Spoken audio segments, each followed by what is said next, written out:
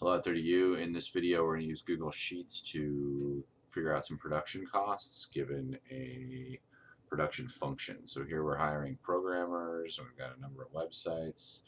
Problem tells us there's this company, and they pay $4,000 a month in rent. That's a fixed cost because it doesn't change depending on how many websites they make. Each programmer is $2,000 a month. That's their variable cost. So the more websites they want to do, the more they have to pay. No other production costs. We're going to fill in the production costs here. Okay, so the wage we're told was $2,000, so we'll just plug in that. We'll set that up there, and then the rent was the rent was $4,000. So $4,000 for the rent. Okay, got all that. Okay, now I want to tell Sheets here that the rent is not going to change, so I put in equals.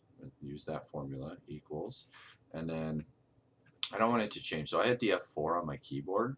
You can also just put in dollar signs there, and it will lock in that cell. And that way, when we copy that down, instead of putting that in over and over again, then we've got the different, we got the same. I'm sorry, the same number there. Okay, now we want equals number of programmers multiplied by their wages, but I don't want this cell to move, so I'm gonna hit F4 again. It puts the dollar signs on there, and then it's going to copy it down, and that makes sense there. 5 programmers times 2,000 is 10,000. Okay, total cost is found by adding fixed cost plus variable cost, so we just add both of those columns.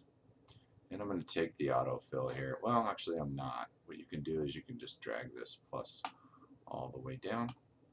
Okay, average fixed cost is the fixed cost divided by the quantity or the output, and that would be 0. So I don't want that, so I'm because that's like an undefined number. So what we'll do, same thing with average variable cost, same thing with average total cost, and also same thing with marginal cost. I'll tell you why in a second. But anyway, so average fixed cost, we're going to take the fixed cost, we're going to divide it by the number of websites, we're going to hit enter. Looks like it does. You can check if this isn't right by looking at what it's doing in the last cell there, and that's correct. Okay, average variable cost. So I'm going to take variable cost, and I'm going to divide it by the number of websites. Copy that down. And now average total cost. I'm going to do the same thing with total cost. Okay. Now, you can also alternatively, like if you weren't doing this in a spreadsheet or with a calculator, you could actually add average fixed cost plus average variable cost. So 285 plus 428 does equal 714, or 200 plus 400 equals 600. That will always hold true. So you could also do that. So if you're running this on a test, that's something you can do. Marginal cost is the change in total cost divided by the change in quantity. Okay, so I'm going to write a formula. So to be the change here, which is 2,000, but I want to write it as a formula because, well, you know, it might change or whatever.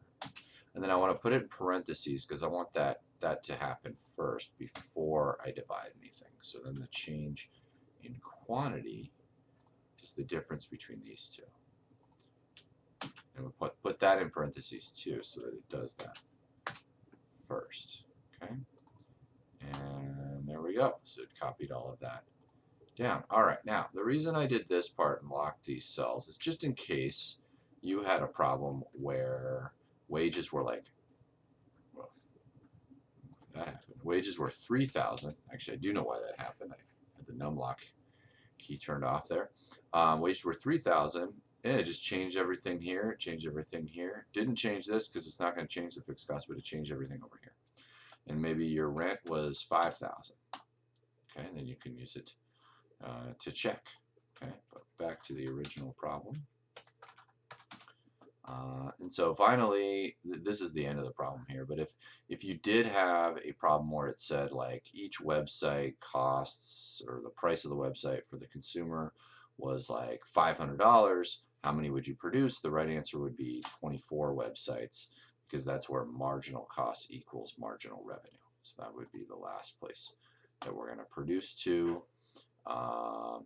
And just look for that. So profit maximization is this key idea in microeconomics. We're going to produce to where marginal cost equals marginal revenue. There you go.